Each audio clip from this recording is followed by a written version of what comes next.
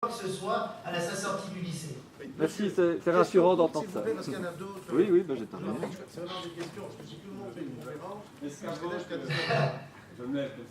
Est-ce qu'avant que les enfants ne soient équipés de machines, il y a une phase de formation pédagogique des maîtres qui allaient animer les classes? Et si oui, en quoi consistait-elle?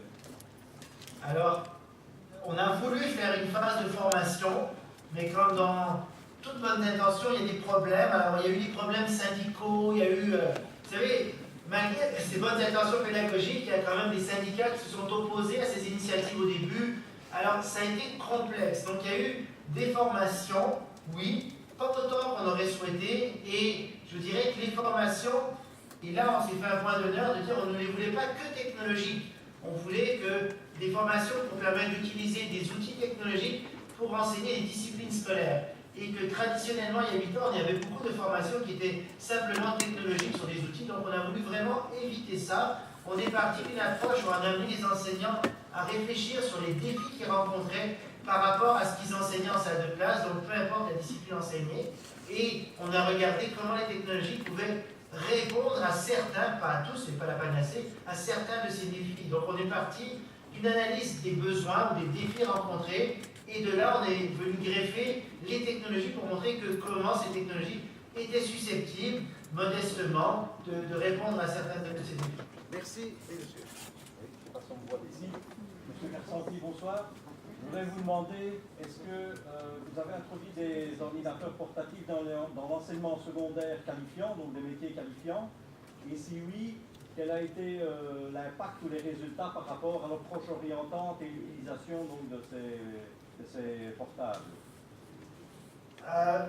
Dans ces domaines-là au secondaire, c'était, je dirais que les enseignants avaient moins l'habitude d'utiliser les ordinateurs, mais ils ont quand même adopté aussi les outils peut-être un peu plus lentement que les autres, mais c'était plutôt lié à, je crois, une question d'habitude, parce que dans d'autres disciplines, les présentations PowerPoint étaient peut-être plus fréquentes, par exemple, alors que dans d'autres disciplines, pour les métiers qualifiants, comme vous les appelez, ou les formations qualifiantes pour certains métiers, c'était moins fréquent. Mais de plus en plus, ça a été utilisé, finalement, c'est utilisé de la même façon, et ces gens-là, même dans leur profession, on remarque aussi que l'ordinateur est utilisé pour leur site d'association, pour la formation continue. Donc, ces élèves-là qui ont été formés par ces enseignants se retrouvent bien plus qualifiés, bien plus prêts aussi à la société de demain. Merci. Oui. Concernant la calligraphie ou plutôt le cours de dessin, comment est-ce que vous l'imaginez alors s'il n'y a plus que des ordinateurs?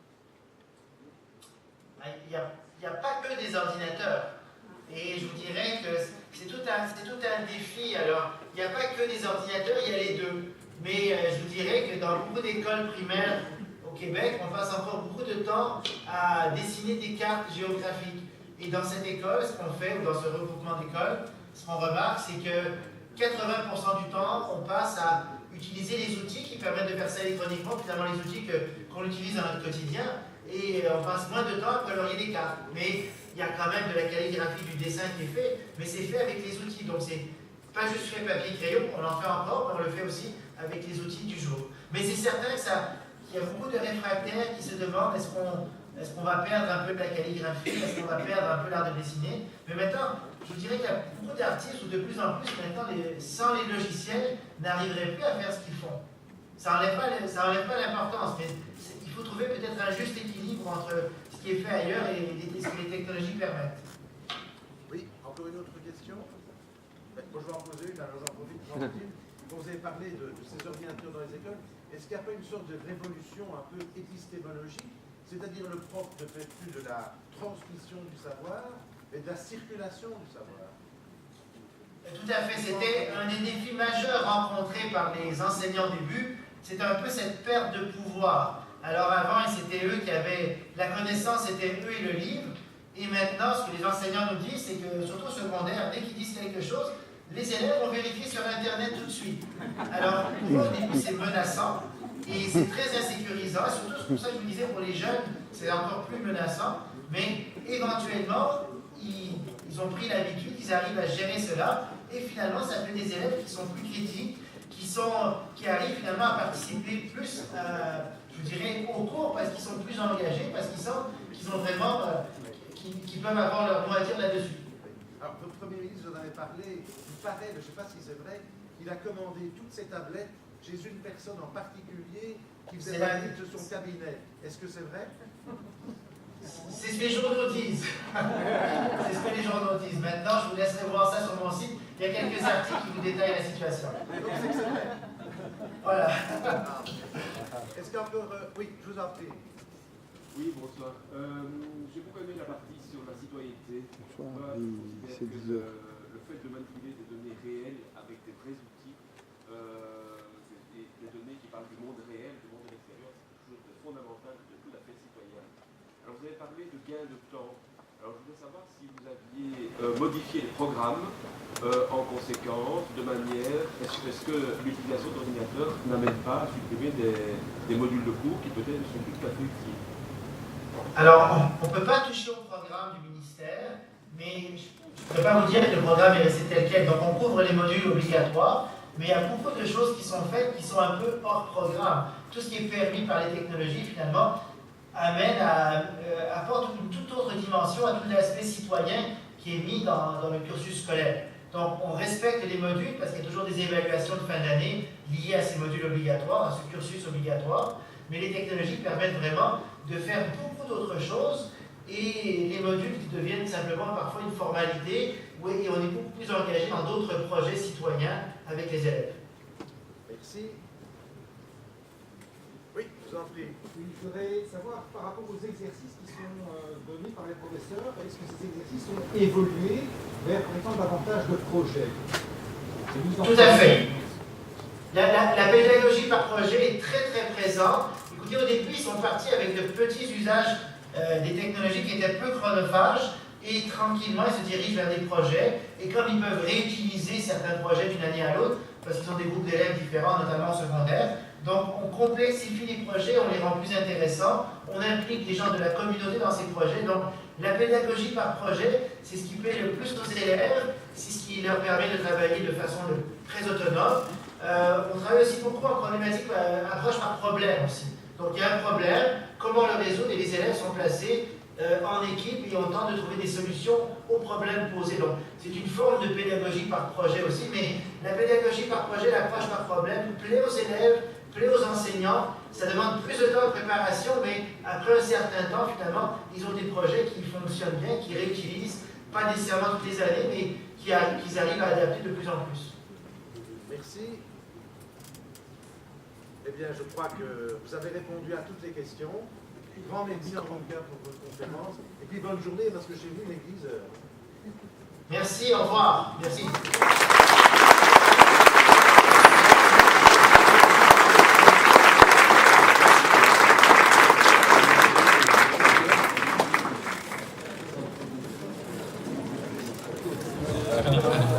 Un tout grand merci à M. Rebos pour avoir animé, dirigé un petit peu le débat et avoir calmé. Et puisque le campus numérique est devenu nomade, que cette année-ci il est à Bruxelles, et l'année prochaine il sera à Liège et le mot de la fin sera pour le directeur-président de la Haute École de la province de Liège, M. Tony Bastianelli.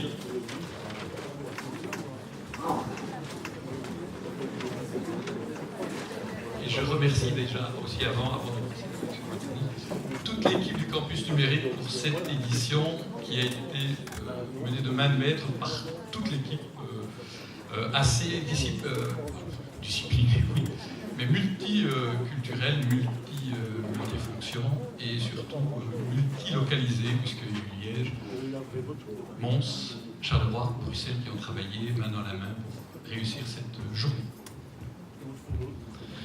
Chers collègues, Roland a un petit peu grillé ma conclusion, mais c'est pas grave, de toute façon, j'avais prévu d'être bref, puisqu'il ne vous aura pas échappé que le mode de clôture est suivi du verre de l'amitié, et je ne voudrais pas vous en priver.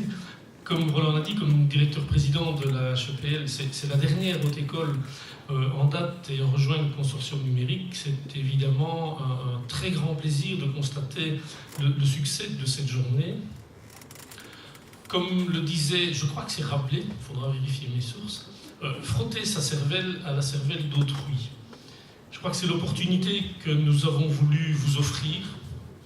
Et pour ce faire, comme Roland l'a souligné, on a mis en place une solide équipe enthousiaste, volontaire. Ils s'y sont employés avec brio.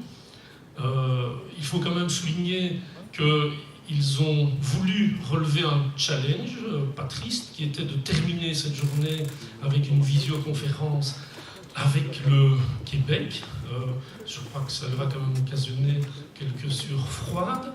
Et là où ils m'ont vraiment bluffé, c'est que, je ne sais pas si vous l'avez remarqué, mais au moment où l'orateur québécois commençait à avoir la gorge sèche, ils se sont arrangés pour lui déposer un gobelet très très discrètement sur son bureau. Là, je dis, ils ont vraiment fait fort. Je voudrais vraiment qu'ils en soient très très sincèrement remerciés.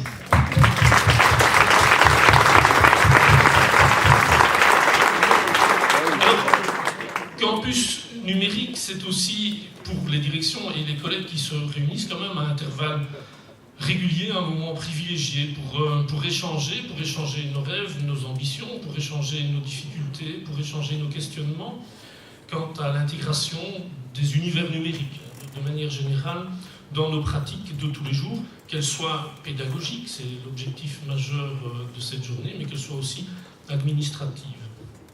Alors, l'équipe qui a mis en place cette journée a placé très haut la barre. Là, je leur en veux un peu, puisque c'est évidemment, vous le savez maintenant, la Haute École de la province de Liège qui s'est engagée à vous recevoir l'année prochaine dans notre belle province. Et donc, j'aurai le plaisir de vous y accueillir.